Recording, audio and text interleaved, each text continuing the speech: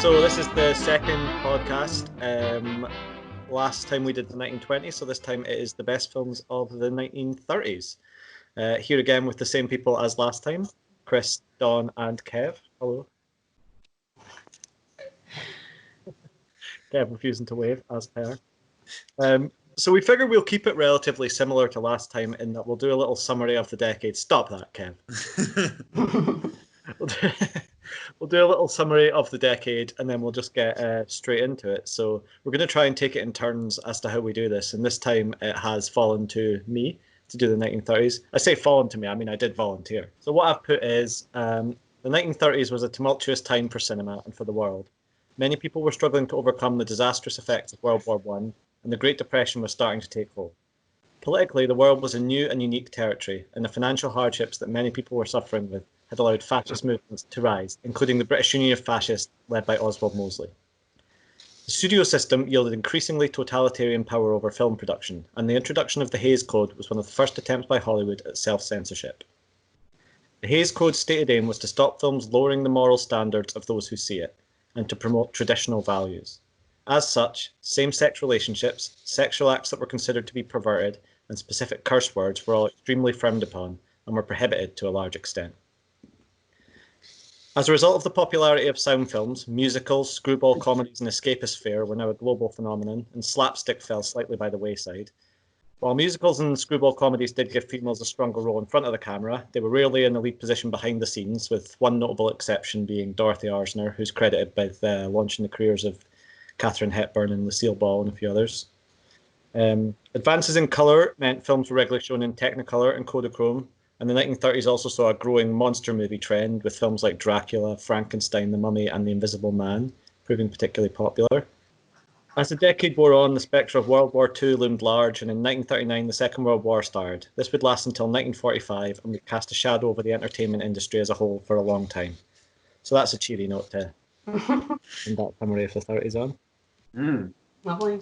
Thanks, man. We had quite a lot of back and forth and debate again over the 1930s, and we kind of settled on a list that's a bit of a hodgepodge of all opinions, is what I would say. So, the first one we can probably go with is Frankenstein. I'll give a wee explanation of what happens in Frankenstein for the one person who doesn't know. So Dr. Victor Frankenstein, he lives in a castle. And he's decided, for some reason known best to himself, to reanimate a corpse built up of different parts from different people. He brings it back to life. It goes on a rampage. But it's actually like a little bit nice underneath it all. Like there's little nice scenes, and maybe if Dr. Frankenstein hadn't been such a dick to it, it would have turned out okay. But he was, and so it ended really badly, and then the monster gets killed. Spoiler. Yeah. Who's the real monster? Exactly. Man ruining the end of films. That's who. Good bad and smart cousins. He loves them. Did we all watch Frankenstein this week or last week?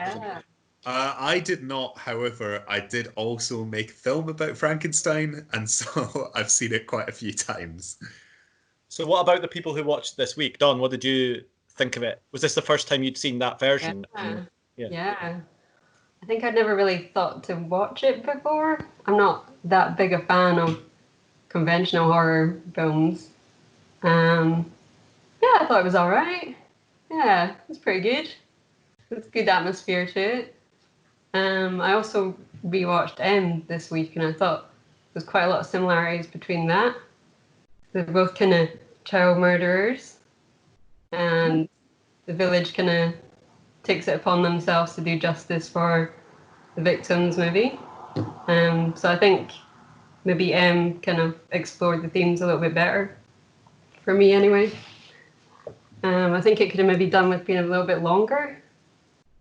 Yeah, I kind of felt that as well. Yeah. It's kind of, whoa, it's done, and then, yeah. When I watched it this week, I kind of thought, this was probably the third or fourth time I'd seen it, and I thought, there's a section in the middle that feels very, very rushed. It just feels like you're kind of going, oh, right, okay. But at the same time, you can see that that monster movie trend in the 30s, this is probably the one that is, you know, really remembered. And some of the scenes and some of the dialogue and stuff have been stolen for so many films in the sort of coming years. This was one of the ones that there was maybe a bit of back and forth on whether to include Frankenstein, whether to include Bride of Frankenstein, whether to include one of the other Universal monster movies from that time. I find it really interesting because, I mean, I don't know whether this makes it the best Universal horror movie. I'm a big fan of horror movies that are not very scary, like, or very gruesome. I like sort of old classic horror movies from like the 20s until like the 50s or 60s. And I think I wanted to include one of the Universals just because I love all the Universal horror movies. Recently watched one called The Devil Doll, which is about tiny little dolls murdering people. But this one I find really interesting just because you kind of think that it's one of those really early sound films where it's almost as though they haven't quite worked out how to do a sound film yet. And a lot of it is done in this very kind of like minimal dialogue, like big images way that you could almost cut the soundtrack and then it would still work as a silent film in the sort of, because a lot of it seems to be taken from Expressionism. And I find that very interesting. Whether that translates to it being the greatest movie of the 30s is different, but I find it like it's a very weird movie in terms of just like there's no music, there's very little dialogue at points, and it's all done through like the actions of the characters and like as in the physicality of the characters, which I find very interesting. You were saying just before that we started recording this that we all really like Bride of Frankenstein and that maybe it's the better film. But when you say the Universal monster films, you think of Victor Frankenstein screaming it's alive. You think of the times when Frankenstein's tortured by Victor at the start. And you think of the bit at the end where he's sort of burning. And you don't really think of Bride of Frankenstein. It doesn't have as many iconic scenes, even though it seems like the better film. Because they're so, like, the first one especially, but both of them are quite short films. I almost, and they're both made by James Whale, who I quite like, also did The Old Dark House, which is really good. I almost view them as, like, one film, in a sense. Almost like a sort of part one and part two. And I would quite often kind of watch them as a double bill, which obviously is not how they were intended to be watched originally. But I mean, it's been like 80, 90 years. So I feel like we can choose how we want to watch them now. I don't know. It does feel like a binge-worthy afternoon because it even has the sequel, even has a little recap at the start. By Mary Shelley saying, I've dreamed of a story. This is what happens in it. And they do a little, from the last episode. So it does have that sort of episodic vibe. I know what you mean. They're very different films. Because, I mean, the as you were saying, the original Frankenstein, because it was a little earlier, and soundtracks seem to not be much of a thing. Like the score didn't seem to be much of a thing. So it's a really intensely quiet film, which makes it much creepier and makes it feel a bit spookier. And then The Bride of Frankenstein's got a lot of quite fun music and a lot of silly jokes and feels very campy, which I like. I think it's better. But I would enjoy that one more than I've not seen that one. Seems more my thing. Yeah, it's definitely, it's more of a fun movie. Like, I think it's still a little bit sort of influenced by sort of creepy expressionism, but a lot more of it is just kind of like wholesome and enjoyability. Like, there's loads of like really nice scenes in it. Like, there's a scene with like an old man teaching him how to smoke and drink and stuff, and it's really like, it's just really like heartwarming. Which everything in the original is just kind of grim. But I mean, they do pull some humor in the first one. I wouldn't say it's no, but it's tonally, it is a lot more somber. And, they did drown a child halfway through. So it's not exactly, knockabout fun. But have you seen many of the other Universal horror films? None of them. No. Oh. So I'd say, I don't know if anyone else would agree with me, but I think Frankenstein and The Bride of Frankenstein are the best ones. I really like Invisible Man. I know a lot of people aren't as keen. I really enjoy it. That's all right. Yeah, I think that a lot of them, like those three and maybe Old Dark House, are like good films, and then the rest are all very enjoyable trash. And Dracula is shit. Dracula that's an awful film, yeah. So what do you guys think then about, because obviously in Frankenstein, originally the monster was going to be Bela Lugosi. Oh, yeah. But he refused to do it because he didn't have any dialogue. So do you think that would have made any difference, really? I think it would make it far worse. No offense to Bela Lugosi. He's not a bad actor, but Boris Karloff is a really good actor. It's got a good face for it. Like with the makeup and everything, it's really effective, I think. And I was like, that's the kind of image we associate with Frankenstein now. Is there not a fiction or something where Lugosi does play the monster? I have a feeling that there might be, yeah. Has anyone read the book? Yeah. Is it very, very different? Oh. Yeah, the film is almost. I mean, there are bits which are vaguely reminiscent of it, but it's basic. Like there's a bit where he goes after Victor Frankenstein's wife, and there is a bit where he like tries to play with a child and then it runs away in fear. But it's very like loosely connected. They're very different. I mean, like the Frankenstein in the book is more like a moody teenager. Really. Like he actually recites poems and stuff that are really depressing. I can't remember. I think it's Milton's Paradise Lost. Yeah. Is it Milton? Yeah. And so it is sort of. He's more of an intellectual beast, and it's like more closer to an actual human being, really. And that goes a bit mad and soap opera-ish as well, right at the end. The Frankenstein novel, and a lot of kind of slightly weird plot devices.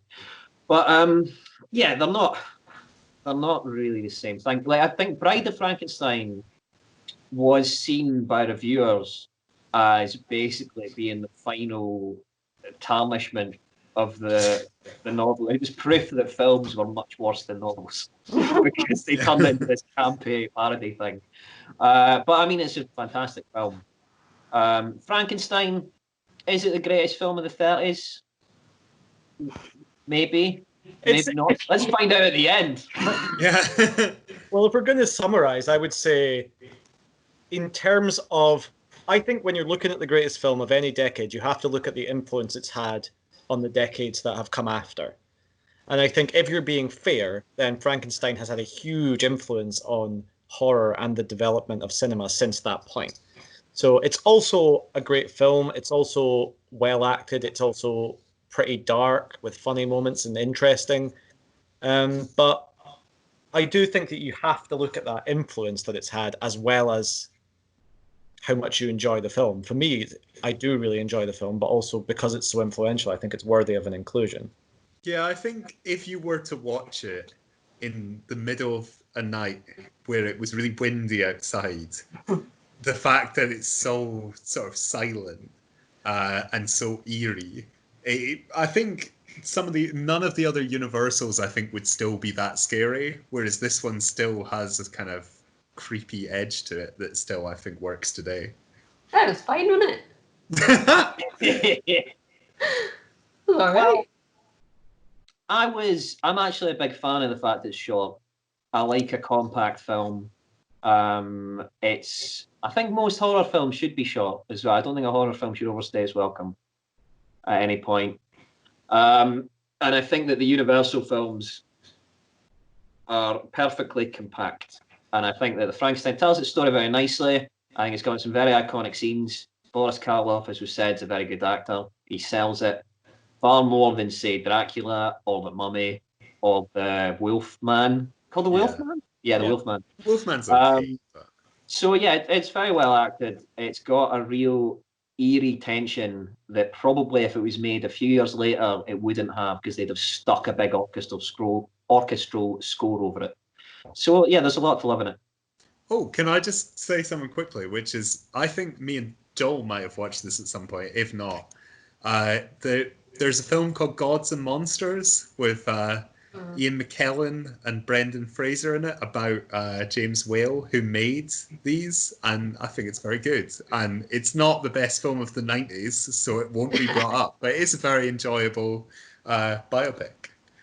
Well, I've got a fun fact as well. Not that that's a fun fact, but just... Can we have these every episode? Dawn's fun. Did you notice in the credits, it says based on the book by Mrs. Percy B. Shelley? Yeah. She's not even a woman. It's a very weird way of putting it. Yeah. Well, you know, I don't know if anybody else knows this, but it was the Frankenstein book was originally published as an anonymous book, and it was reviewed brilliantly. It had 3 runs, and it was reviewed brilliantly. And then Mary Shelley put her own name on it, and they said it's good for a woman. It's fine. And the reviews suddenly tanked, and so a lot of the reviews, even at that point, were like, well, Percy probably did a large amount of it. That's still a thing. A thing. Yeah, it's amazing, really. But anyway, I guess so. The next selection that we made was Wizard of Oz. So it's probably a selection that a lot of people would make, and probably not a particularly controversial one, even though the production of the film was incredibly controversial. Does anybody want to sum up the plot of The Wizard of Oz? I'll go for it. Go for it. I haven't thought about it, but I'll go for it.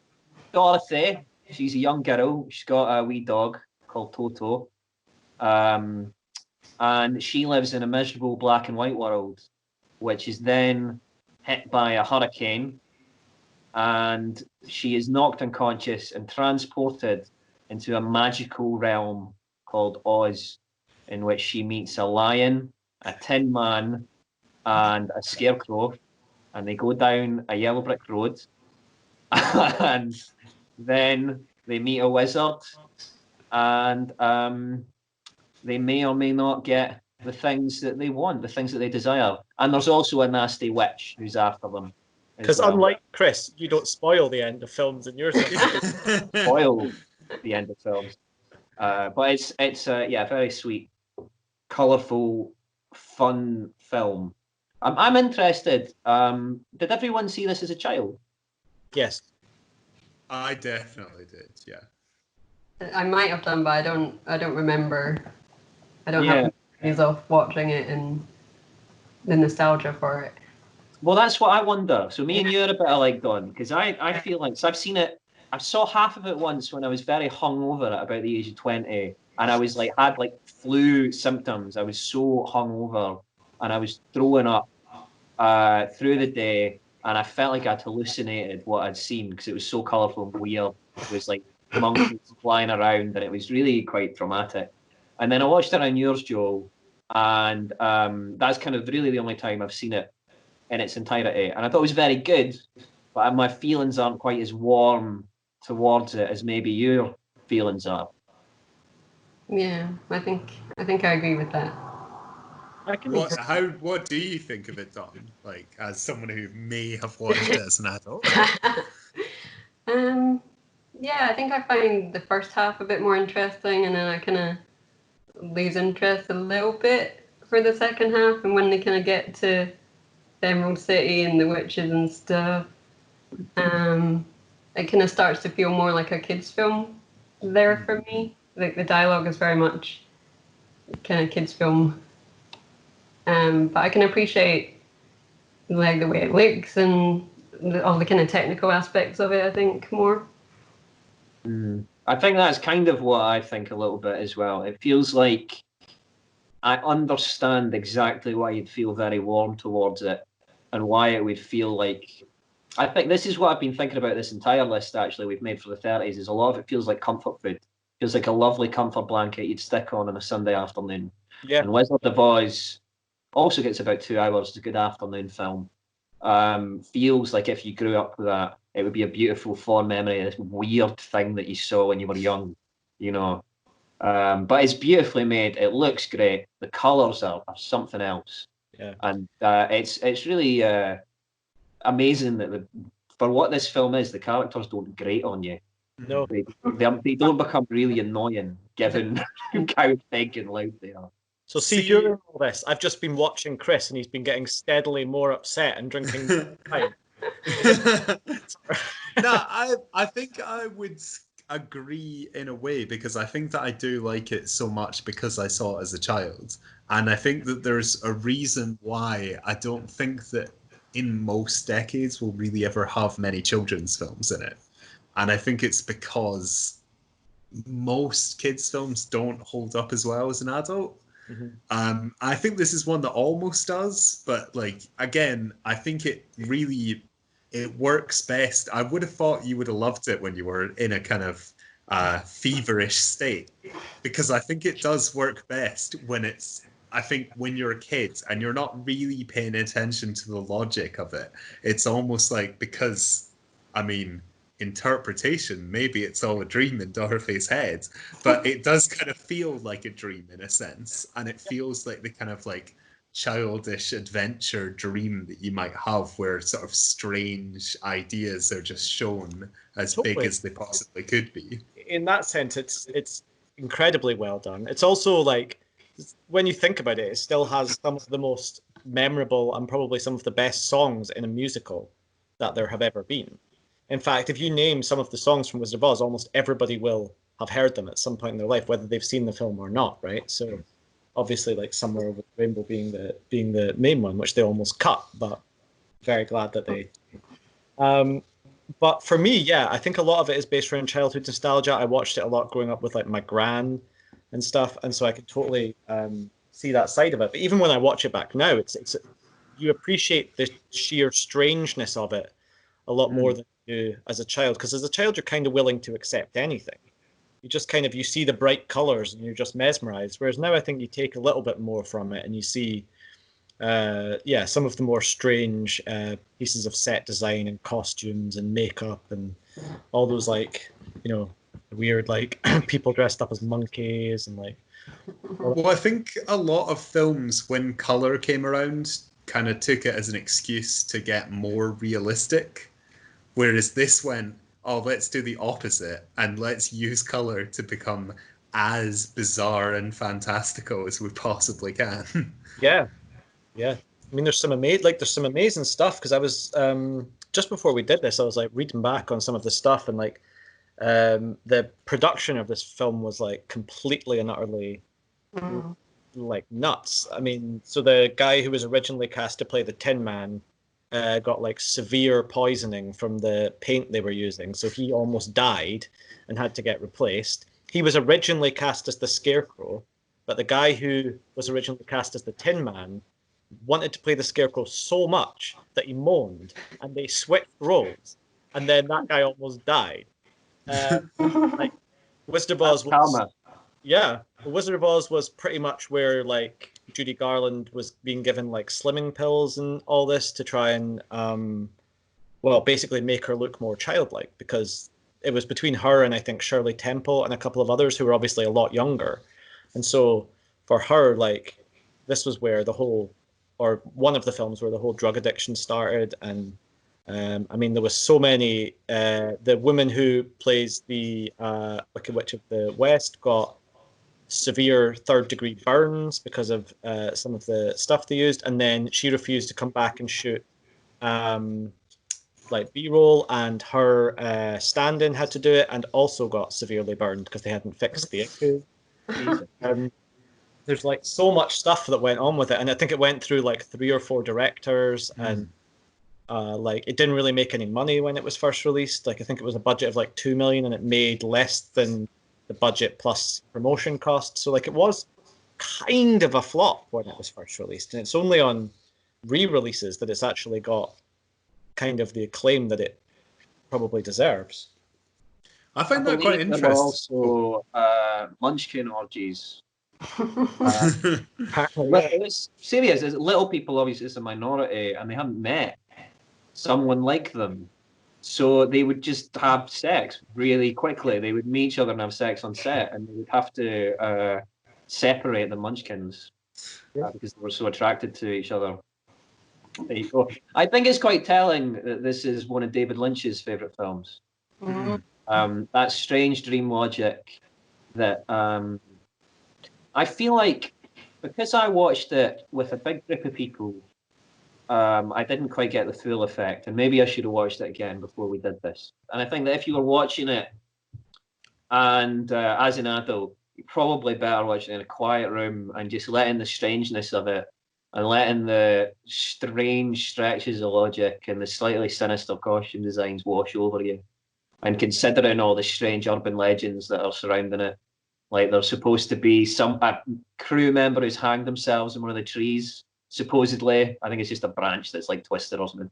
And if you play Pink Floyd Dark Side of the Moon backwards, then it matches the footage of The Wizard of Oz. Yeah, so maybe if I thought about it along those kind of adult lines, I would have appreciated it slightly more. And what about for those of us who have made, albeit low budget films themselves, looking at it from a purely production point of view? Any thoughts from that side? I am an enormous fan, and I think this ties in a little bit with what Kev said about David Lynch, with how fake it all looks.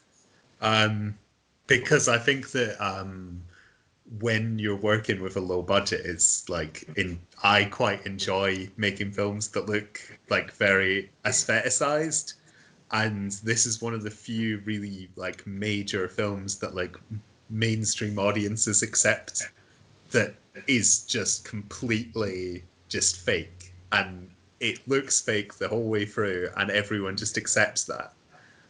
Well, except for in the Kansas scenes, obviously, but and I find that quite freeing, and I also think it's incredibly well done, like the sets. I'm not sure I agree with you, Chris, because I think that there's, in the musical tradition, I think that sort of very, as you said, aestheticized, that was a good phrase, I like that, aestheticized set design and expressionistic set design in particular is a really common aspect. So I think an audience would have been trained to appreciate that a musical is going to have a hyper-real sense of itself, or a more deliberately theatrical sense of itself. So if you think of, what's his name? 42nd Street. He did 42nd Street, I think. You're going to know who I mean as soon as I say it. I've seen 42nd Street. Oh, no, it's not who I'm thinking. Well, it doesn't matter, right? It's supposed to be Berkeley. Must be Berkeley. Is it? Oh, God. Hey. Oh, God. Thank you so much, Don. It's going insane there. But Busby Berkeley, obviously, was basically an experimental filmmaker working in a musical tradition. And he kind of obviously set out an aesthetic for musicals that I think The Wizard of Oz is copying, ultimately. So the set design in most musicals is beautiful to look at. Because of this hyper-real, this sense of artistry that they had to keep topping every time. And what about you, Don, from a filmmaker's perspective? I guess I really am drawn to things with lots of colours in them anyway, and probably would try and do that. And so that's probably the thing I like most about it, is it's just so visually pleasing, and I can take inspiration from that. You almost turn off the sound and just watch the colours. Yeah. Cool. I've got a fun fact about it. Ooh, me too. I'm excited. My fun fact is that I've seen a film called Moonland from. It's unsure. I'm unsure whether it came out in 1925 or 1927 because it's an avant-garde short and it's difficult to place it. And it is obviously the inspiration for it. A lot of the visuals, because there are a lot of visuals which are just directly lifted from this very obscure avant-garde film to The Wizard of Oz, which is very weird. Mine is kind of based on the colours that we're talking about, and apparently it took them a week to decide on the shade of yellow for the brick road. There we go. That's phenomenal. I just like the idea of loads of studio execs just debating. Yeah. No, it's like Dulux catalogue. Is that what it's called? Dulux? Yeah, with the dog. I couldn't remember whether it was Dulux or Durex, which is entirely different. Glad I said Dulux. Yeah, cool. So, I mean, I don't think we need to summarize. I think we've kind of said enough about Wizard of Oz, really. Like, we've kind of said why we like it, the colors, the visuals, the songs, the kind of overall weirdness of the thing is what makes it stand out. Yeah. So that moves us kind of on to talking about overall weirdness. That moves us on to Duck Soup. Yeah, I mean, I'm not a huge fan of doing the plot summaries, so I tend to just leave them to someone else. So I'd like to do the plot summary of Duck Soup, other than just it's anarchic and kind of plotless at times would be fine. I'll go for it. Or do you want to, Chris? Yeah, I'll give it a shot because I think the next two are less my choices. So I'll try with this one, which is so Groucho Marx plays basically just himself, as he always does, and he plays a guy called Rufus T. Firefly, I think it is. Yeah. And Rufus T. Firefly has somehow, through means that we never really seen, become Prime Minister of a country called Fredonia. And he meets the other Marx brothers throughout the movie, and they all play ridiculous characters who do not take the situation seriously. So what's supposedly happening is that the wife of the ex-prime minister has lots of money and he needs to get the money to bail out the country, and then later on this devolves into war with another country. But that's not really very important to what happens in the film. It's just kind of like a very bare bones plot to hang an enormous amounts of really stupid jokes on. And it ends up in a war, but it's like the most silly war you'll ever see. So the plot is almost unimportant. It's got probably like I again rewatched it this afternoon, and it is like probably 90% of the jokes hit incredibly well. There's 10% that don't, but there's so many jokes just like firing at you at speed that it's incredible, really. It's just like witty one-liners repeatedly, over and over and over and over again, and it's kind of amazing to watch and exhausting in its own way because it's just like so much energy.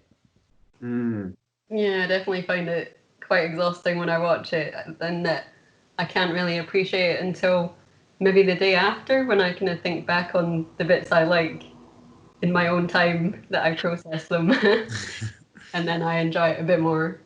Yeah, I think it's a fascinating film because if you sat down and looked at it and said, what is the criteria for the best film ever made, say, right? You would say great visuals. Duck Soup looks like shit. It's a visually horrible film. The sets look like they were stolen from another melodrama somewhere, and just like they just shot it wherever. It's horribly cut together. The performances from everyone who isn't a Marx brother is way over the top. It's, if you were looking at it from the sense of like the storyline, as we've established, the plot is bare bones. There's nothing of it.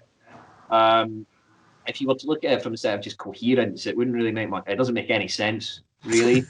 And so it's coasting on the charisma of the Marx brothers themselves, their innate talent for being really, really funny, and great sketches. Even actually, because it's technically a musical as well, and the songs aren't very good either. So it's working really on one element that it's so good at that it's probably the best comedy, one of the best comedies ever made. Yeah. Arguably. I would say actually, in a really counter logic way, the failures are actually what make it so good. Because when you look at a lot of the other Marx Brothers films, a lot of them focus too much on the plot. And then even though they have typically, like if you're talking like what we're expecting, better plots, like it distracts from the jokes. And so it's almost like you've just gone to see a variety show and then for some reason they forced in a play as well. Whereas this one, it's just like, oh, who gives a fuck about the story? Let's just have joke after joke after joke and like just like make it as minimal as possible to the overall, like just so that it's not just a stand-up routine. Like that's the only reason there's a plot at all. So yeah, I maybe didn't find it all of it kind of funny. I think I prefer kind of Harpo's style a bit more, but I know that he couldn't really have his own film because that would be really annoying. So he kind of needs the other ones to make him funnier. There's a later Marx Brothers, I can't remember what it's called, but Harpo's the main one. Is it Love Happy? It is Love Happy, Yeah. and it's excruciatingly bad. Yeah. There's one great bit, you'll like this especially, Don. There is a penguin in a bowler hat, and that's fantastic. That's empirically the funniest thing they've ever done. But it's an awful film. So yeah, you're right. You need the interplay between them all somehow. Zeppo, the eye candy, the hunk. Yeah. He's a hunk. Yeah. Groucho, the wordplay. Chico, kind of wordplay as well, but in a more sort of rough and ready working class sort of way. Sort of more. There's a bit more aggression from him. Yeah. And then Harpo for your physical comedy. Yeah. And what about do we all have a favorite like set piece or sort of moment that you could describe from Duck Soup? I'm just throwing the challenge out there. I would say mine is the obvious mirror scene. That's cheating. You jumped in there too early. But the mirror scene, again, it's not an original Marx Brothers scene. It was taken from Harold Lloyd. I watched that earlier. It was really funny actually. And a couple of other, I think Chaplin had a similar one at some point. But in Duck Soup, the mirror scene is incredibly well done, which is basically Groucho and Harpo dressed up as Groucho, facing each other in what Groucho thinks is a mirror, but it's just Harpo standing opposite him, impersonating each other for an extended period of time. Doesn't necessarily sound that hilarious, but it's so perfectly done that it's kind of amazing. I'll throw it open. What about other people? I've stolen the best one. I really enjoy Harpo's tattoos that he's got that kind of just get more and more elaborate. There's a dog as well, which is kind of a theme, I guess, for most of our films we've chosen for the 30s. I think they all have a dog in them in some way. I was actually going to choose the tattoos as well. I like them just because I think the whole movie, you keep, like, every so often you feel like you get it, and you're like, okay, this is the kind of jokes it's going to have. And then suddenly there's like an animated scene on his chest, and you're like, what? This doesn't match with anything that's happened before. I just like how it... And then when the war starts, you're like, oh, it was just like people hanging out in rooms making mild comedy, and now we're doing like a huge battle and stuff. It's, I don't know. I just like how much it changes. I like that Groucho is basically a slightly horrific pervert, but he gets away with it because he's quite funny about it. I enjoy that. So phrases like, his name is Rufus T. Firefly in the film, and he says to a woman, "Can you imagine? I can give you a Rufus over your head." Yeah. Good. Implication of teabag in there. Or he says, "I can imagine you bending over. I can imagine us with a house and you bending over a kitchen stove, but I can't imagine the stove." And he says things like that throughout, and I sort of forget that the 30s were incredibly smutty. Mm. And this is sorry. I thought no, it's fine. I like talking about the Hays codes at the start. Just I thought it was that he said that he couldn't see the stove. I thought he was just calling her fat. Yeah, no, I think he says he can't see the stove because she's fat. I always imagine he can't see it because he's staring at that's more about your mind. Yeah, you're dirt. I'm perfectly comfortable with that.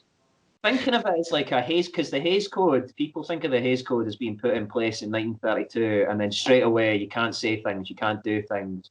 Well, it was a process of negotiation where for like a good 3-4 years, you kind of could get away with certain little bits and pieces. Yeah. And if Duck Soup had been made 3 years later, all that smut that Groucho was saying, you couldn't do it. You just couldn't get away with it. So it was just the right time. Well, they found ways around it by there's a scene where there's a man and woman in bed together. Instead of showing the man and woman in bed, they show a man's shoes next to the bed, a woman's shoes next to the bed, and then horseshoes next to the bed. Yeah. They go up and there's a Harpo in bed with a horse or something. Which is much worse. It implies he slept with his much worse. Much worse. Well, so it's kind of proof that you can that there is smut in the 30s. It wasn't a clean era.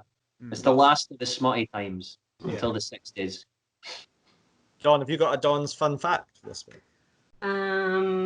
It was banned in Italy by Mussolini. Wow. Because of poor Italian stereotypes. Yeah. That's pretty good. I've got the original title of it was Grasshoppers. I think Grasshoppers or something. And the reason was because the studio said, people like films with animals in the title. So it was Grasshoppers, and then it changed to Duck Soup. And Duck Soup was it's like it meant like easy or something at the time. It meant like really easy going or easy to do or something at the time. And there was something funny that Groucho said about it. There's some kind of stupid pun that he said about it, which I can't remember. Oh, me neither. That's going to annoy me because it would be good to include, but whatever. Here's a question for everyone. So we all know humour dates, humour ages, and I would say the Marx Brothers, the humour has aged better than a lot of their contemporaries. There's a very, very racist joke in Duck Soup, which I won't repeat, but it's very racist. Harpo is effective. He attempts sexual assault twice in the film, and it's played for laughs. It's really quite horrible. And you go, oh no, this is taking a weird turn. Yeah. And there's a lot of very sexist humour. There's a lot of risque humour that we might not accept nowadays if someone was doing it in the modern day. Do we feel that brings down the film at all? I think it's difficult because when you look at it from a modern standpoint, you're absolutely right. And I do think sometimes when I'm watching it, I do have this face, like squirming, and that's iffy.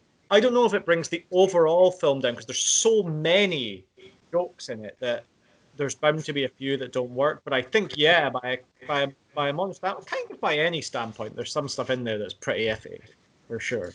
Yeah, it really depends on whether you go into it with the idea that I think maybe the first time you watch it, that kind of ruins it a little bit. But if you go into it knowing that there's going to be some questionable material in there and going, right, okay, I'm going to deal with this and then put it to one side, then because of the rapid fire of the jokes, you can go, right, okay, I don't pay attention to this one. And I think that's just down to personal taste, whether you're able to do that or not. But I think probably definitely on the first time you watch it, it will sort of have a wee bit of an influence as to your experience. I guess I hadn't seen it for quite a while, so it kind of did feel a little bit like watching it for the first time again. So I guess those kind of jokes did affect me a bit more, and my enjoyment of it. I think maybe I was a bit more aware of Groucho being really annoying. And if you met him life, you'd be like, this guy's a dick. But yeah, I think it'd be interesting to watch it again and see if that does still annoy me. Yeah, it does take a little while to jump over those hurdles, I think. If anyone is watching this looking for a film recommendation, There's just humour's always going to age, and those are just little things to just be aware of. There's yeah. I mean, I would say there's 2 or 3% very iffy stuff, but there's probably over 1,000 jokes in the whole film. So absolutely. But yeah, I would say you absolutely have to recognize those and probably call them out when you watch them, because yeah, by a modern standpoint, and like I say, by any standpoint, they're kind of unacceptable. But I don't think it necessarily makes it a film that shouldn't be included in the top 5. No, I love it. Yeah, I think you can enjoy maybe the whole spirit of it more as a whole. Yeah. Get past it that way. Yeah, I think so. It's a wonderful film. I felt like I sounded like I was quite down on it for about 5 minutes there, but I just wanted to have an interesting discussion. It's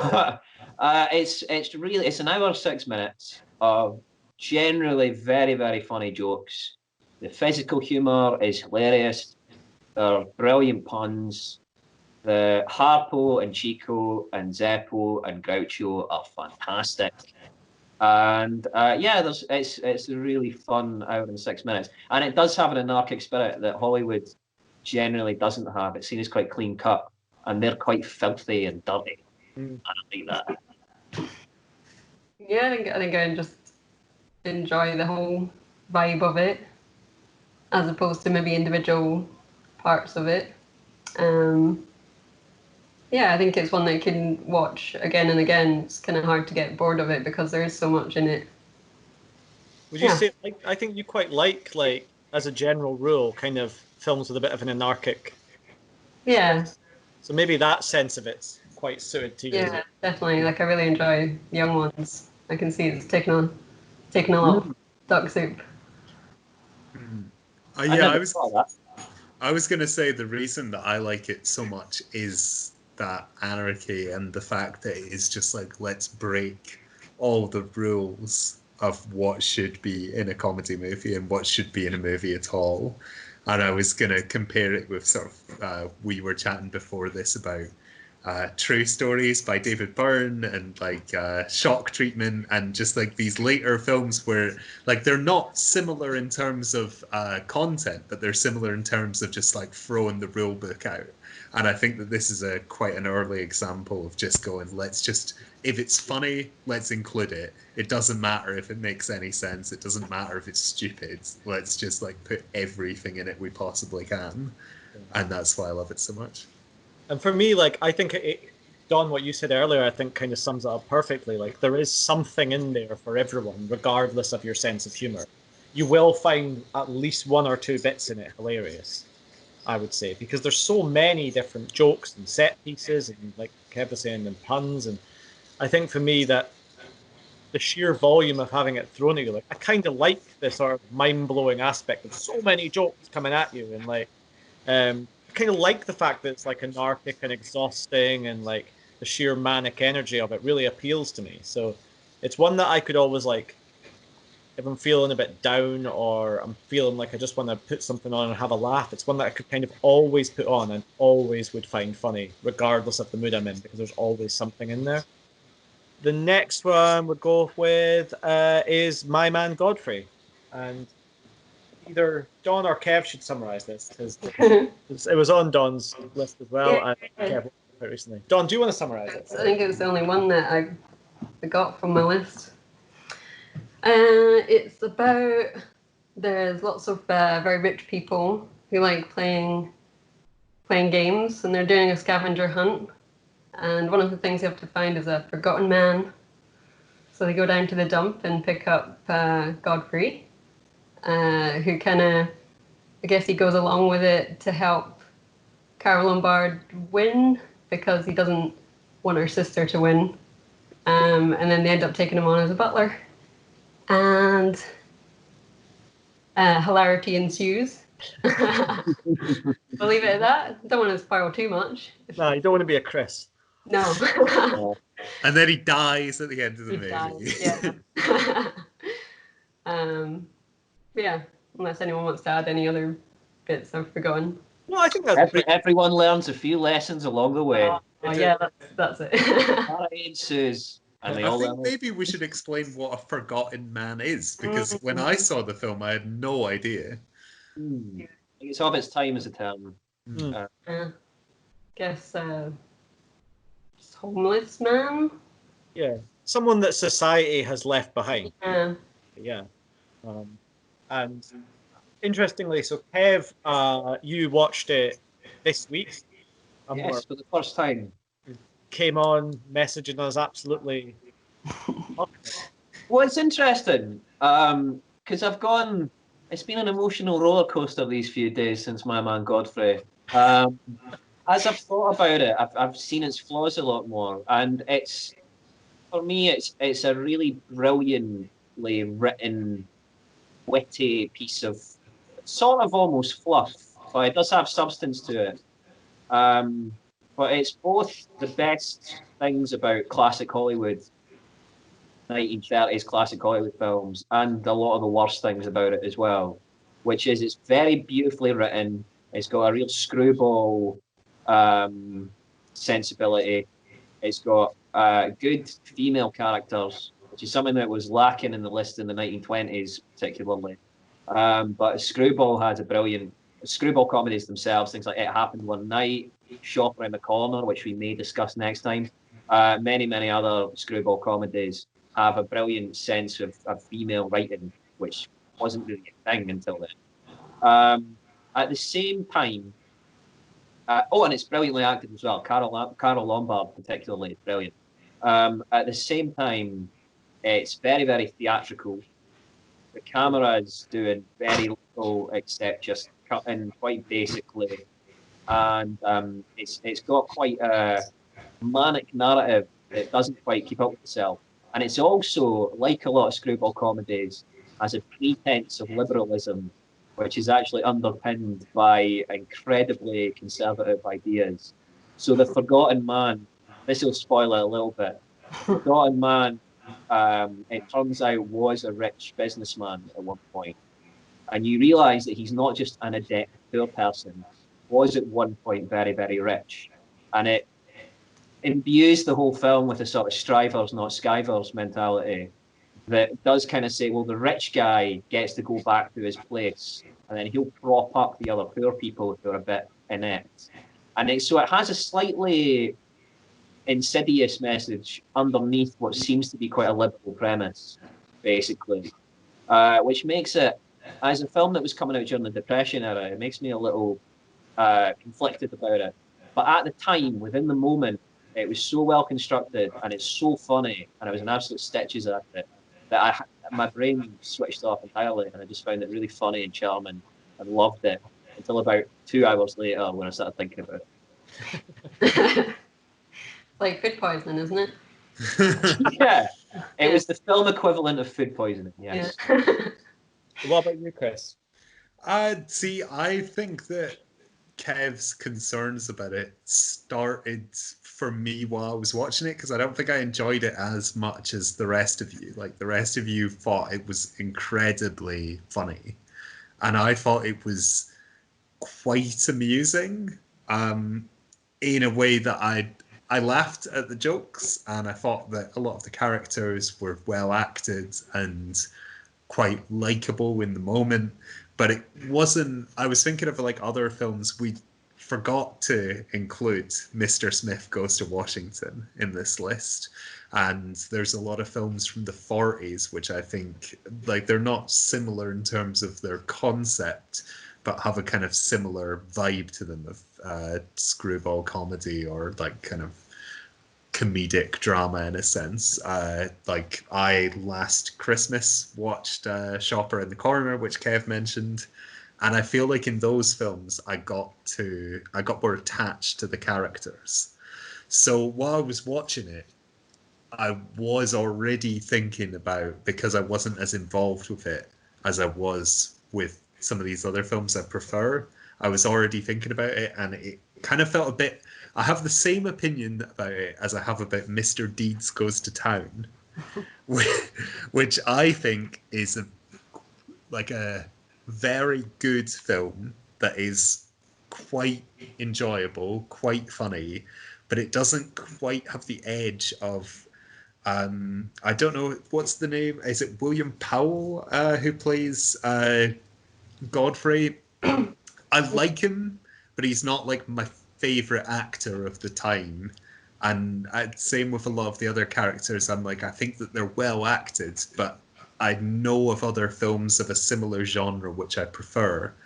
And so when I was watching it, I was thinking, this is quite patronizing in some ways, which I have a problem with Mr. Deeds with, is that at the end he's like, oh, I'm going to solve all these problems because I'm so nice, rather than dealing with any of the issues. And same with this, I had that kind of issue, which obviously its heart's in the right place. It's just, it's from someone who has more conservative views than I do. Well, the alternative argument to that, however, is that this film has, in a lot of ways, what you could deem for the time to be. Now, remember the time it was made, for start, and you could deem it to be an almost anti-capitalistic message, considering, because. Well, that's the problem with the fact that Godfrey turns out, because actually I was quite on board with it until the moment when he turns out to have been rich all along. Yeah. Which I find annoying. That's the worst twist. But I think it was more, if I had been enjoying it more, I probably wouldn't have minded that. Because I think about, we didn't include Metropolis last time, because not everyone liked it as much as I do. And I think that that has pretty poor politics. But I really love it because I think it's so visually beautiful that I don't care. And I think that I had the problem here where I was like, I didn't enjoy it enough to ignore those things. Because there are other films of the same time where I prefer the actors and I prefer the jokes and I prefer the setup. That doesn't make it a bad film. I just think it's like not quite as good as the ones I like more. And discussing, I mean, something being of its time, in terms of classical Hollywood, it probably is reasonably radical. But if we were to go to Europe and look at what French cinema is doing at the time, there's a great deal of working class cinema. There's a lot more champion of working class voices in Britain and really across Europe. So in terms of classical Hollywood, you're right, it's doing kind of as much as it can in what is a very deeply entrenched capitalist society.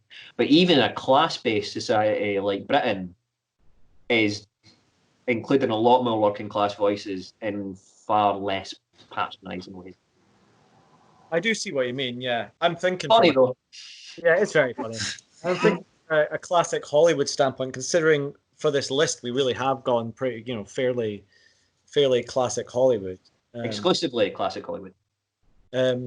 So, and for me, yeah, I mean, like, I love William Powell. I think he's I think he's a very good actor. I don't want to make it seem like I didn't like him. I just, when I think about this kind of movie, I'm thinking of things like His Girl Friday or like The Shop Around the Corner, and I just think they have an edge, which I didn't get with this one. Yeah, I can see what you mean with Shop Around the Corner. I would much rather watch My Man Godfrey than His Girl Friday, though I do like both of them. But yeah, I think there's a lot of heart in it. There's a lot of comedy in it. There's some fairly good messaging throughout, albeit I take what you say about the slightly iffy trickle down economics style message. But I think, yeah, from a Hollywood standpoint and for the ending that it has, without ruining the ending, I think there's enough in there to take it as a capitalist man learns a lesson. Yeah. Which I think is a very acceptable message considering the state the world's in just now. I think just the first time I watched it, I just remember finding it really enjoyable. It does have a lot of really good, memorable lines in it, and mostly by the women, I think, even though I guess the way they're portrayed is maybe not that strong in a way. Like, they're kind of over emotional or kind of stupid. And the other one's a bit of a bitch. So, maybe not the strongest representation for women, but they do have some good lines, and they are all really well acted. Yeah, I think I just really enjoyed it, and yeah, I think it does lose its way a little bit towards the end. I think I did notice that, but I can forgive it because I enjoyed it so much.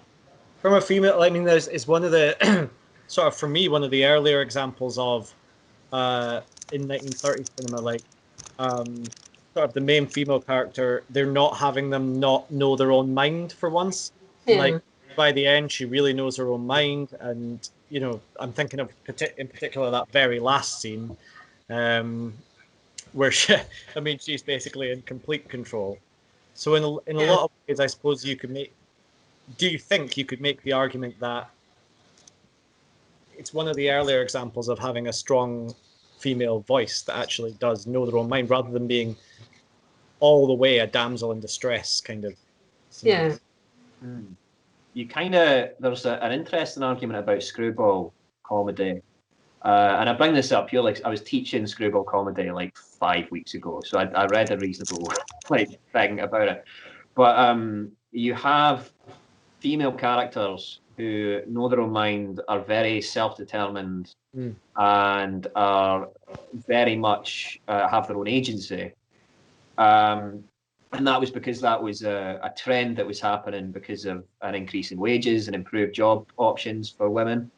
But they usually end up married at the end. And that's not just because it's a nice, happy ending. It's because they fall back into a conservative, patriarchal mindset, basically. So it's, again, like I said, and like I think about a lot of these films, they have a liberal sheen to them that makes them a lot more acceptable nowadays. But they are quite conservative, really. But I mean, that's kind of the best you'll get for female characters for 20 years. And in the 40s, it goes way back. Yeah. So I wouldn't quite agree with, like, I feel like the way that we've been speaking is as though the 20s didn't have any good female characters at all. And I think we just, like, I think that everything we've said is correct in terms of generally.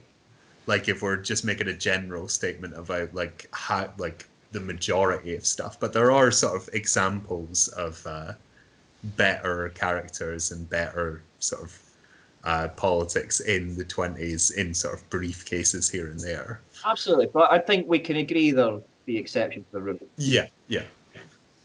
Don, have you got any Don's fun facts? Oh, well, kind of two. They're linked, I guess.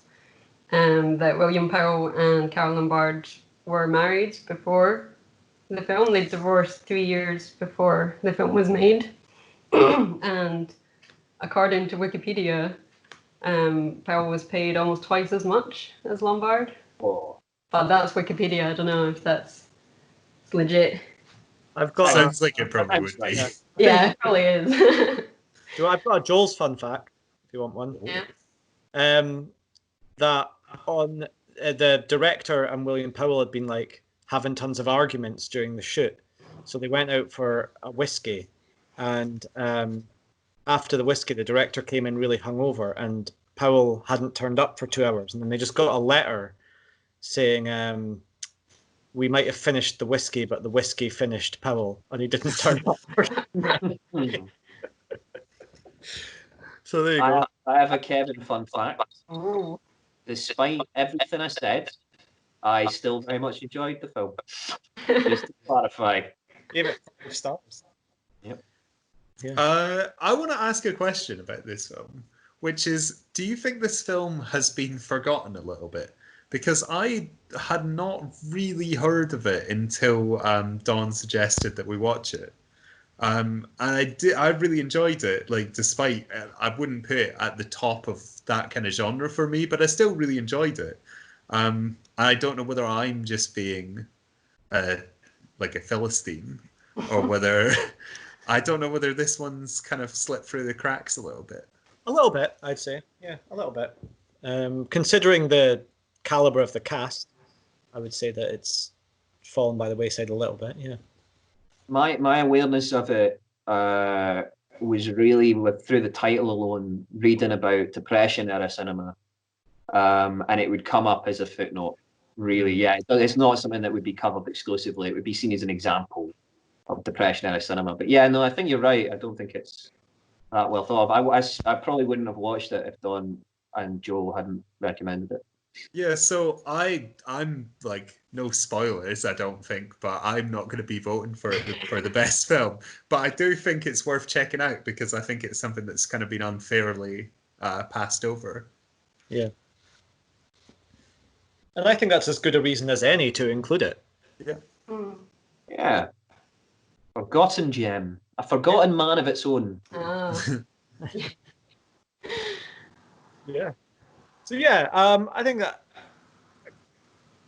it's interesting because we're talking about like the politics of a film, and it kind of moves us nicely on to modern times, which is the final choice of the top 5. Considering talking about films with a political message, modern times is certainly one of those. Again, I am going to take a back seat and not describe the plot because I don't like to do it. So somebody else can describe it. I described last week's Chaplin, so I might as well do this week's.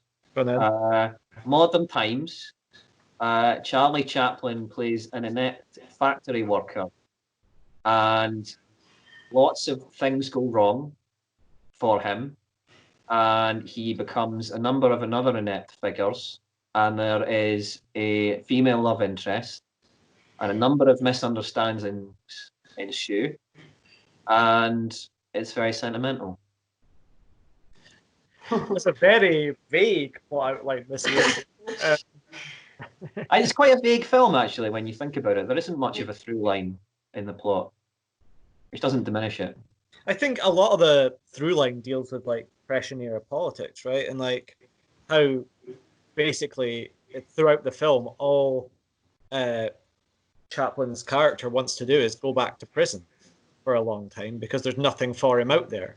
So like he'll get out of prison and he just immediately wants back in again because he can't get a job, he can't get any food, and then he'll repeatedly get himself arrested by taking the blame for a crime someone else has done, or being on a picket line by mistake, but the whole time he's just repeatedly trying to get himself sent back to prison. So I mean, I suppose the through line is that plus the classic Chaplin love story. So. Don, you thought last week that Gold Rush was a little too sentimental, a little too nice and sickly. Possibly sickly would be the best way to describe it. Modern Times, for me, has more bite. Do you prefer Modern Times? Yeah, I definitely found it a bit less sentimental. I enjoyed it a lot more, I think. Even though I think maybe one of the reasons I'm not as into the Gold Rush as well is because they do feel quite episodic, maybe. And I think that's why they don't feel like they flow as well to me as a whole story, because they are kind of broken up quite a lot. And especially with the title cards in this one, with it being a silent one as well. It can seem to kind of jump about quite a lot. But I definitely enjoyed it a lot more. This is quite stubbornly a silent film. Yeah. At the time, Charlie Chaplin, being as famous as he was, is really the only person in the world who can get away with making a silent film still and still have a box office. So it's almost impressively a silent film. It gets away with a lot more than maybe it should. But I think its stubbornness shows, mainly because it's quite petulant about the idea of sound cinema, but also politically it's quite an angry film, and it feels like a film, unlike a lot of his other films, which can be a little crass in their politics and a little overly simplistic. It feels like it's got so much to kick against that it works really well for me.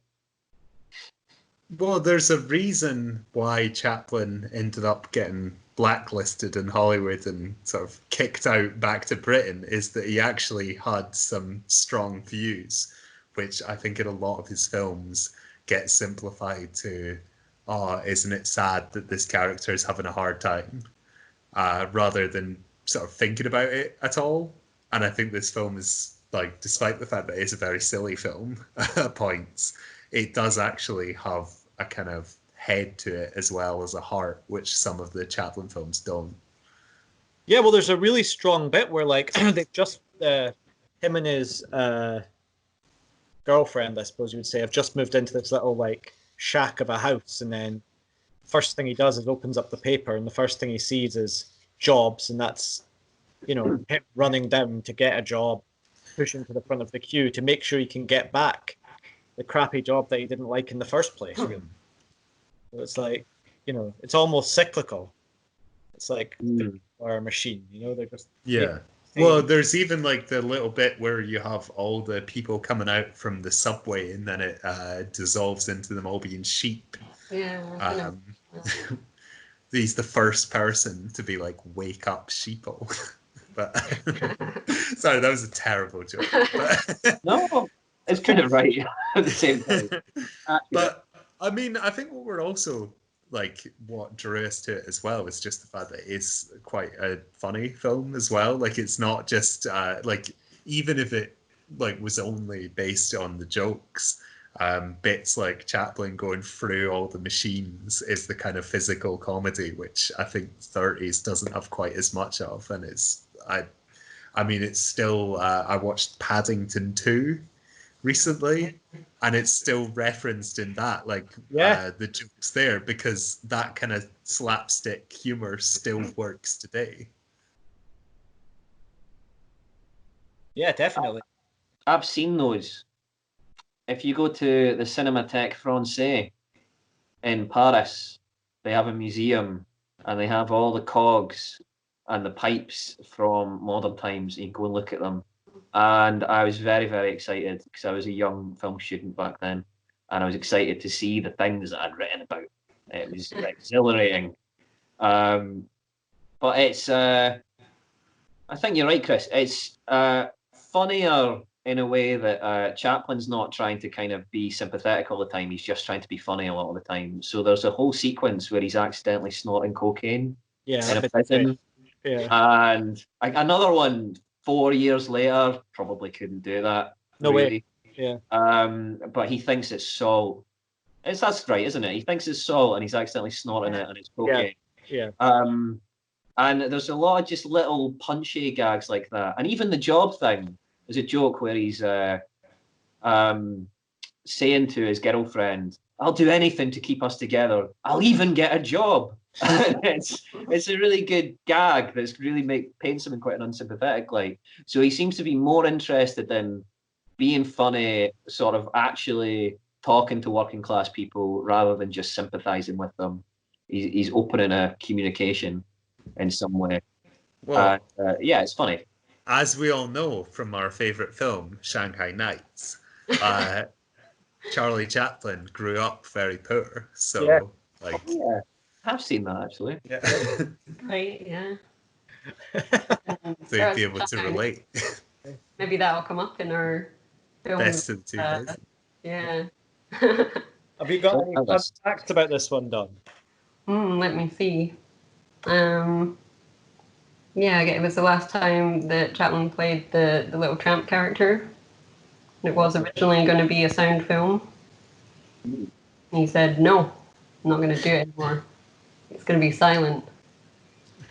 Because he thought it would ruin the effect if everyone heard the tramp talk. It wouldn't be as effective.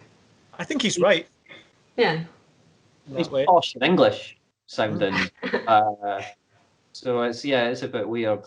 What do people think of Charlie Chaplin on the whole? Don, what do you think mainly? You seen his later stuff? No. I want to watch it now though. I'm more interested in it. He's more political. Yeah. A way that I don't always think is that great, but it's certainly more interesting and not always sickly sweet. No. Maybe I would enjoy it a bit more then. Sometimes it works really well. Modern Times is an example where it does work incredibly well. I watched a couple of films recently that I think are kind of good if you like this. So the first one was Drifting Clouds by Aki Kaurismäki, which was in 1996. And it's kind of about the aftermath of the Finnish recession that they had, which was apparently worse than even the 30s recession that they had there. It's about a couple trying to find work, kind of going in and out of jobs and unemployment. That was really good. And Behind the Rent Strike was an early Nick Broomfield documentary about a town in Liverpool, like a block of flats in Liverpool that went on rent strike, and a lot of the people that lived there worked in a factory which had a big production line taking chicken meat off the bone. So there's a really great shot where it goes around the whole factory and you see everyone doing the same thing and the monotony of it all. Yeah. Sound right up my street. Watch both of those because they're great. Another one I thought was 2 Days, 1 Night. Yeah. It's not in any way comedic, but again, it's about that struggle with work and trying to find employment or trying to persuade your employer to keep you on, and it's got that same political mentality, I think, that Modern Times has, and I'd be really interested to watch the two that you said as well. Also, as I said, Paddington 2, very good. Lots of very nice callbacks to Modern Times, and also a nice message about people who live in prison are actually really nice compared with celebrities. Celebrities are dickheads. Paddington 2. Pretty decent. Yeah, it was really good. Yeah. I haven't seen it. Oh. Well, watch it in a double bill with Modern Times. Genuinely, actually, I think that they would go quite well together. I'm going to watch Modern Times, Paddington 2, and then a miserable Nick Broomfield documentary. That's going to be what I'm going to watch. Just so I've got that lovely come down at the end, you know. Yeah. I'm insulted he's not watching 2 Days, 1 Night, my recommendation. Care about it, mate. Oh, if you want something you won't care about, also similar, British Sounds, a long film by Jean-Luc Godard, where you see some cars getting built, and it's just the conveyor belt and people's discussions nearby it for like 67 minutes. I have seen that, yeah. I really like that film, actually. I thought that was great. Fantastic. I think it would be interesting, anyone who's watching this, to see if they can recommend any Hollywood films that have similar politics to Charlie Chaplin's. Yeah, I'd be really interested. It's an interesting challenge, because I would think they would struggle, and I'd be interested to know anything, pre-1970. Definitely, yeah. And if anyone wants to send in, just like while we're talking about people sending stuff in, if anyone wants to send in what their top 5 would be, I like the sound of that as well. Yeah. We've already had one sent to us. Yeah. On the back of a postcard. Yeah. The more top 5s, the better. Encourages us to watch stuff we might not have seen, or rewatch stuff that we might not have. Yeah, I'm going to take a note of all these things that you guys have said. Yeah, definitely. That's why these discussions are worth. It's on video, mate. On video. I need to note it down. I'll subtitle it for you. Yeah, so if we're summarizing the 30s as a decade in filmmaking, do you think it's fair to say it was sort of transitional as a decade? Yeah, I have a few, actually, now that we've had this discussion, I've realized that I do really like all the films that we've talked about. So I wouldn't say that I hate the 30s. But I do think that it is the very early days of sound are kind of lacking a kind of shine that the 20s is as good as silent film really ever got. And then sound hasn't quite worked out what it's doing yet. And so you get gems like the ones we're talking about here. But I do think that the 30s is a weaker decade than the 20s overall. For me, at least. I think I realised I need to watch a lot more 30s films. It's maybe along with the 20s, the decade I've neglected the most. Because when it gets to the 40s, it kind of jumps up, and I've seen a lot more, maybe even twice as much or even more. So, but there's quite a few I'd like to watch now, having read about them and having a bit more knowledge about what was going on. so I can't really answer the question. Sorry. I think it's fair to say that the 30s is transitional. It's transitional in terms of technology and in terms of capital as well, in America anyway, especially post-Depression. Hollywood also struggled during the Depression. So it's struggling to figure out its own politics. It's struggling with the Hays Code. It's struggling with the transition from silent to sound, and cameras get a bit more stodgy and everything gets a bit more theatrical. But like as we've pointed out, there's loads of brilliant films. There's loads of brilliant filmmakers, and if we look at Europe as well, there's fantastic cinema being made there from Renoir and Vigo and all these people. So, and Cocteau, Jean Cocteau comes into life, you know. Yeah. But also, I would say, with Kev mentioning Europe, I think that there's not just, like, I think in Europe and sort of wider, there are also other problems which are coming in the 30s and the 40s. I mean, like, there's no way, as much as they're brilliantly made films, there's no way we were going to pick Triumph of the Will as the best film, you know. No. And so it's like in Germany, it's like there's a lot of quite well-made films, but they, like, if we're talking about My Man Godfrey having a few dodgy morals, I mean, we're not going to be picking something from Nazi Germany. Yeah. I think it's a different kind of podcast. Yeah. Choosing Triumph of the Will is the best. That's our alt-right fan base. Just to let you know, Chris, I'm after Chris's Fatty Arbuncle. I'm calling you out on My Man Godfrey. You just. I thought I said Godfrey, but I must have made a mistake. You've been pulling me up on Arbuncle. Godfrey. Yeah, you're not getting away with My Man Godfrey. I don't even know it. So, okay. So, I assume you're picking My Man Godfrey as the best film. Sadly, My Man Godfrey, not very good. My Man Godfrey, though, great. So, what would? All right, let's go and let's let Chris go first, because get the My Man Godfrey out of the way. What's your favorite? I think I would choose. I'd probably choose Duck Soup, just because I think it is a very unique movie. It has its faults, but I just love the kind of mad energy that it has. So I'm going to go with that. Don? I'm going to go for My Man Godfrey, just because I think it's the one I enjoyed the most, even though it's flawed, I guess, as well. Yes, and it's the underdog. Yeah. People need to watch it and love it. Yeah. Kev? I would say My Man Godfrey is very much worth watching. It's the one that people will not have heard of, most likely, so it's very much worth seeing. It's not my favourite on the list. Duck Soup is my favourite on the list. I watched it yesterday. It's probably the 100th time I've seen it, something along those lines, and I never stopped laughing at it. I then showed my girlfriend it, clips from YouTube, like 3 minute clips going, no, look at this bit. Look how funny this bit is. Laugh more. This is funny. I'm obsessive about it. And I've pointed out I find certain elements of it deeply problematic, as is the terminology nowadays.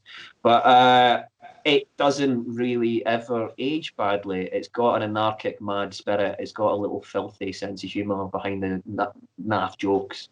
And it's got a brilliant physicality from Harpo. So it doesn't really...